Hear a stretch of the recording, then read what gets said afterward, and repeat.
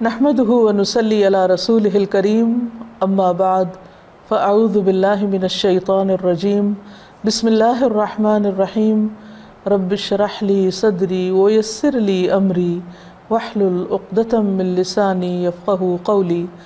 السلام علیکم ورحمۃ اللہ وبرکاتہ۔ ناظرین، شہر رمضان پروگرام کے ساتھ آپ کی خدمت میں حاضر ہوں۔ گزشتہ پروگرام میں ہم نے نبی صلی اللہ علیہ وسلم کی اس حدیث پر غور و فکر کیا جس میں آپ نے فرمایا کہ رمضان کی ہر رات ایک پکارنے والا پکارتا ہے کہ اے نیکیوں کے چاہنے والے، اے خیر کے طلبگار آگے بڑھ، اور اے برائیوں کے طلبگار رک جا۔ اور یہ پکار ہر رات کو آتی ہے، یہ پکار ہم سب کے لیے ہے۔ ہم سب کو غور کرنے کی ضرورت ہے، اپنا جائزہ لینے کی ضرورت ہے کہ ہم کس چیز کے طلبگار ہیں۔ الحمدللہ ہم سب خیر کے طلبگار ہیں۔ اگر ہم خیر طلب کرنا چاہتے ہیں تو اس میں سب سے پہلا کام کیا کرنا ہوگا؟ اگر دیکھا جائے تو رمضان کے مہینے کی سب سے اہم عبادت روزہ ہے۔ قرآن مجید میں اللہ سبحانہ وتعالیٰ فرماتے ہیں یا ایھا الذین آمنوا کتب علیکم الصیام کما کتب علی الذین من قبلکم لعلکم تتقون۔ اے لوگو جو ایمان لائے ہو، تم پر روزے فرض کر دیے گئے جیسا کہ تم سے پہلے لوگوں پر فرض کیے گئے تھے تاکہ تمہارے اندر تقوی پیدا ہو۔ تو اس سے یہ پتہ چلتا ہے کہ روزہ ہر صاحب ایمان کے لیے فرض عبادت کی حیثیت رکھتا ہے، اور یہ صرف ہم پر فرض نہیں کیے گئے بلکہ پہلی امتوں پر بھی فرض کیے گئے تھے۔ اسی لیے ہم دیکھتے ہیں کہ حضرت داؤد علیہ السلام، جن کا روزہ سب سے پسندیدہ روزہ ہے، جسے صوم داؤدی کہا جاتا ہے، ایک دن روزہ رکھتے تھے اور ایک دن روزہ نہیں رکھتے تھے۔ اس کا ذکر نبی صلی اللہ علیہ وسلم کی حدیث میں ہمیں ملتا ہے۔ اسی طرح موسیٰ علیہ السلام کے بارے میں آتا ہے کہ جب وہ کوہ طور پر تشریف لے گئے تو انہوں نے کھانا پینا ترک کر دیا اور اس دوران وہ روزے سے رہے۔ پھر اسی طرح باقی امتوں کے لیے بھی روزہ ایک پسندیدہ عبادت رہا ہے۔ اس مہینے میں ہم کوئی بھی اور کام ایسا نہیں کر سکتے جو روزے کے درجے کو پہنچے، کیونکہ نبی صلی اللہ علیہ وسلم نے فرمایا جو شخص اللہ کے راستے میں ایک دن کا روزہ رکھے گا، اللہ تعالیٰ اس کے بدلے اس کے چہرے کو آگ سے 70 سال کی مسافت پر رکھے گا۔ گویا دوسرے معنوں میں روزہ ایک ایسی عبادت ہے جو انسان کو بہت بڑی تکلیف اور مصیبت یعنی جہنم کی مصیبت سے بچانے والی ہے، اور یہ صرف ایک روزے کا ثواب بتایا گیا ہے۔ سوچئے اگر کوئی شخص پورے 30 دن کے روزے رکھے اور پھر اپنی زندگی کے ہر سال میں جب سے وہ بالغ ہوا ہو روزے رکھ رہا ہو تو قیامت کے دن اس کے لیے کتنا اجر اور ثواب ہوگا۔ ایک شخص نبی صلی اللہ علیہ وسلم کی خدمت میں حاضر ہوا اور اس نے آپ سے پوچھا کہ کوئی ایسا کام بتائیے کہ جو مجھے جنت میں لے جائے۔ تو آپ نے فرمایا علیک بالصوم فإنہ لا عدل لہ، تم پر لازم ہے کہ روزہ رکھو کیونکہ اس جیسی کوئی چیز نہیں۔ یعنی باقی عبادات بھی اپنی جگہ بہت اہم ہیں، لیکن روزہ ایک خصوصی عبادت ہے کیونکہ اس کے بہت سارے فائدے ہیں۔ روزہ جہاں اجر و ثواب کا ذریعہ ہے، جہاں جہنم سے بچانے کا ذریعہ ہے، وہاں فرض عبادت بھی ہے۔ یعنی ایسا نہیں کہ رکھیں تو ثواب ہے اور نہ رکھیں تو کوئی بات نہیں، نہیں، اسے رکھنا ہی ہے، کیونکہ قرآن مجید میں آتا ہے سورۃ البقرہ کی آیت نمبر 185 میں فَمَنْ شَهِدَ مِنْكُمُ الشَّهْرَ فَلْيَصُمْ، کہ جو شخص اس مہینے کو پائے اسے چاہیے کہ وہ روزے رکھے۔ ہاں، اللہ سبحانہ وتعالیٰ نے معذور لوگوں کو رخصت بھی دی ہے۔ اسی آیت میں آتا ہے کہ جو شخص بیمار ہو یا سفر پر ہو تو وہ دوسرے دنوں سے گنتی پوری کر لے۔ اللہ تعالیٰ تمہارے لیے آسانی چاہتا ہے، مشکل نہیں چاہتا۔ یعنی یہ بھی اللہ تعالیٰ کی ایک خاص رحمت ہے کہ اگر کوئی شخص کسی حقیقی عذر، کسی شرعی عذر کی وجہ سے روزہ نہیں رکھ سکتا تو وہ روزے کو دوسرے دنوں میں یعنی سال کے کسی اور مہینے میں رکھ کر گنتی پوری کرے۔ یہ جو گنتی پوری کرنے کی بات ہے اس کی بھی تکرار آئی ہے۔ اس سے یہ پتہ چلتا ہے کہ روزے صرف فرض نہیں بلکہ اپنی تعداد کے ساتھ فرض ہیں، اور ان کی گنتی پوری ہونی چاہیے۔ یہ نہیں کہ اگر کسی وجہ سے، شرعی عذر سے یا کسی اور وجہ سے اگر روزہ چھوڑ دیا تو انسان یہ سوچے کہ اچھا اللہ تعالیٰ معاف کرنے والا ہے، اب چھوٹ گیا نا۔ نہیں، اس کا ریکارڈ رکھے اور پہلی فرصت میں اس فرض کو ادا کر لے، کیونکہ جو چیزیں فرض کے درجے میں ہیں قیامت کے دن ان کے بارے میں سوال کیا جائے گا، ان کا حساب ہوگا۔ ایک مرتبہ ابو ذر رضی اللہ عنہ نے نبی صلی اللہ علیہ وسلم سے پوچھا کہ یا رسول اللہ، یہ روزہ کیا ہے؟ ما الصوم؟ قال فرض مجزئ۔ آپ نے فرمایا یہ ایک ایسا فریضہ ہے جو آخرت میں انسان کو کفایت کرنے والا ہے۔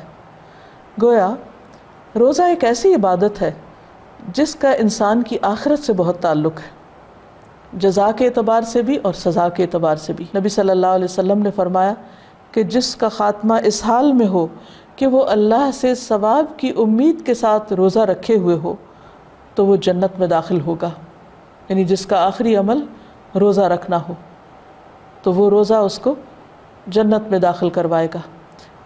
جہاں تک آخرت کے فائدوں کا تعلق ہے تو نبی صلی اللہ علیہ وسلم نے روزہ داروں کو باب الریان سے جنت میں داخل ہونے کی خوشخبری دی ہے۔ حدیث میں آتا ہے ان فی الجنت بابا یقال له الریان یدعى یوم القیامت یقال این الصائمون فمن کان من الصائمین دخلہ ومن دخلہ لم یظمأ ابدا۔ جنت میں ایک دروازہ ہے جسے ریان کہا جاتا ہے، قیامت کے دن پکارا جائے گا روزے رکھنے والے کہاں ہیں؟ چنانچہ جو شخص روزہ رکھنے والوں میں سے ہوگا وہ اس میں داخل کر دیا جائے گا، اور جو اس میں داخل ہو گیا اسے پھر کبھی بھی پیاس نہ لگے گی۔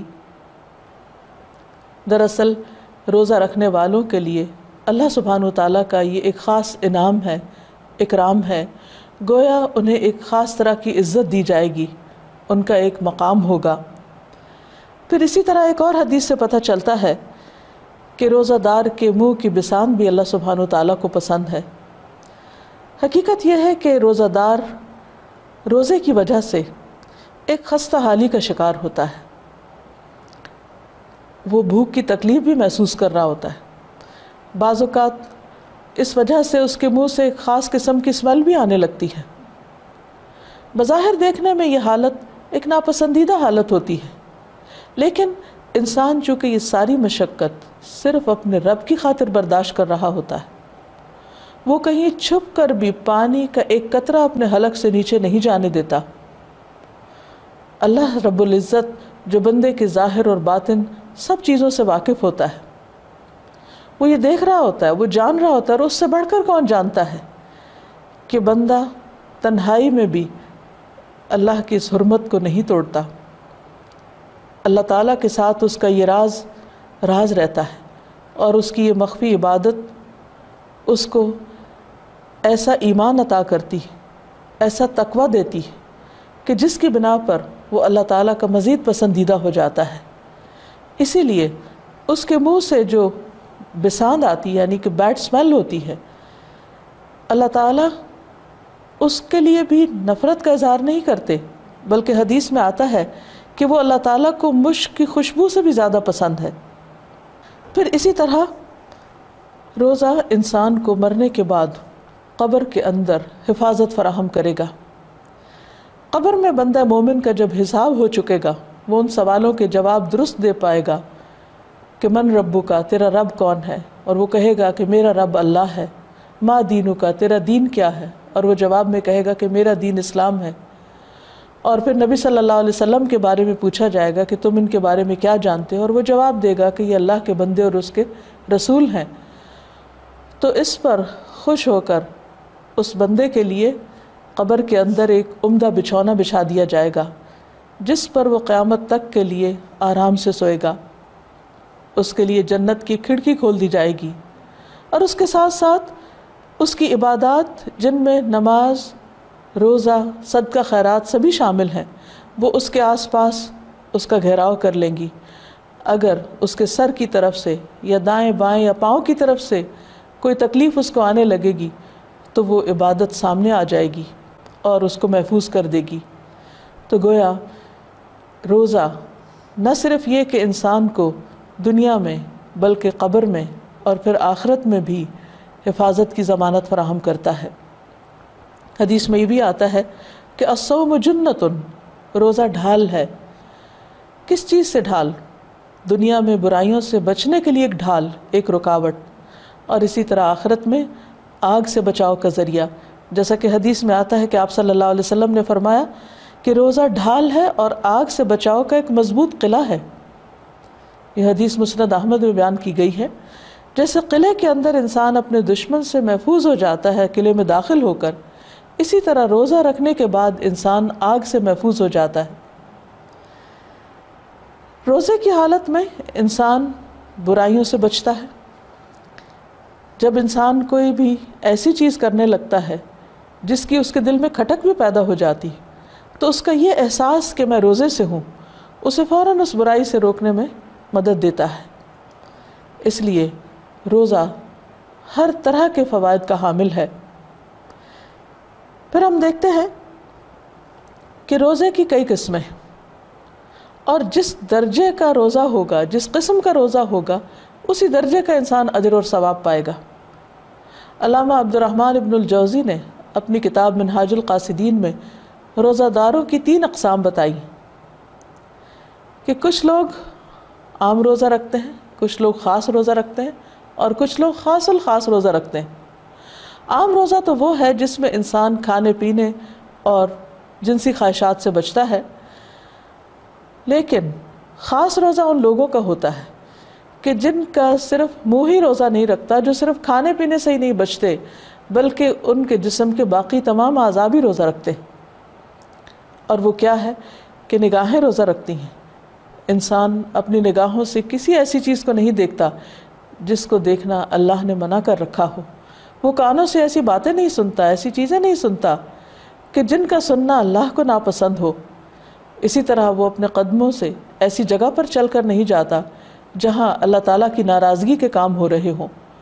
تو گویا روزہ دن بھر اس کے تمام اعضاء کو صحیح سمت دیتا رہتا ہے، صحیح راستے پر چلنے کے لیے ایک ماحول فراہم کرتا ہے۔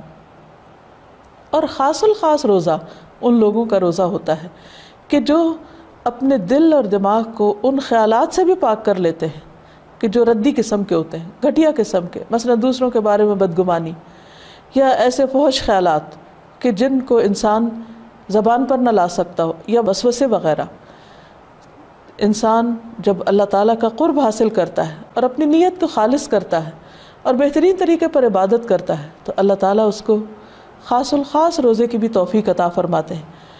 اور ان تمام گھٹیا اور ردی خیالات کی بجائے انسان کے اندر اللہ کی یاد اور اللہ کے قرب کا ایک خاص احساس پیدا ہو جاتا ہے۔ اور یہی دراصل مطلوب ہے، کیونکہ روزے اللہ تعالیٰ نے فرض کیوں کیے؟ اس لیے فرض کیے لعلکم تتقون، تاکہ تمہارے اندر تقوی پیدا ہو۔ اور یہ کیفیت اسی وقت پیدا ہو سکتی ہے جب انسان کے اندر تقوی آتا ہے۔ پھر اسی طرح روزے کے فائدوں میں سے ایک فائدہ نبی صلی اللہ علیہ وسلم نے فرمایا، من صام رمضان ایمانا و احتسابا غفر له ما تقدم من ذنبہ، کہ جس نے روزہ رکھا رمضان کا ایمان اور احتساب کے ساتھ، اس کے پچھلے سارے گناہ معاف کر دیے جائیں گے۔ ایمان کا مطلب کیا ہے؟ کہ صرف اللہ کی خاطر، اللہ پر یقین رکھتے ہوئے، اللہ کو حاضر و ناظر جانتے ہوئے کہ اس نے مجھ پر یہ روزہ فرض کیا ہے، اپنے ایمان کے تقاضے کے طور پر اس کو رکھے، اور احتساب یعنی اپنی نہ صرف یہ کہ نیت، اپنی سوچ، اپنی زبان اور باقی تمام چیزوں کا جائزہ لیتے ہوئے کہ واقعی وہ روزے کے تقاضے کو پورا کر رہے ہیں یا نہیں۔ اگر انسان روزہ رکھے تو یہ روزہ اس کے لیے گناہوں کے بخشش کا ذریعہ بن جاتا ہے۔ اللہ تعالیٰ سے دعا ہے کہ وہ ہمیں اس رمضان میں ایسے ہی روزے رکھنے کی توفیق عطا فرمائے کہ جس سے ہمیں ہر طرح کے فوائد حاصل ہوں، اور روزے کا جو اصل مطلوب اور مقصود ہے ہم اس کو پا سکیں، ہماری روحانیت میں اضافہ ہو، اور ہم اس اجر و ثواب کو پہنچیں جو اللہ نے اپنے بندوں کے لیے لکھ رکھا ہے، اور اس کے ساتھ ساتھ دنیاوی فوائد جو روزے کے ہیں، یعنی جسمانی صحت کے اعتبار سے، وہ بھی اللہ تعالیٰ روزہ داروں کو نصیب کرے۔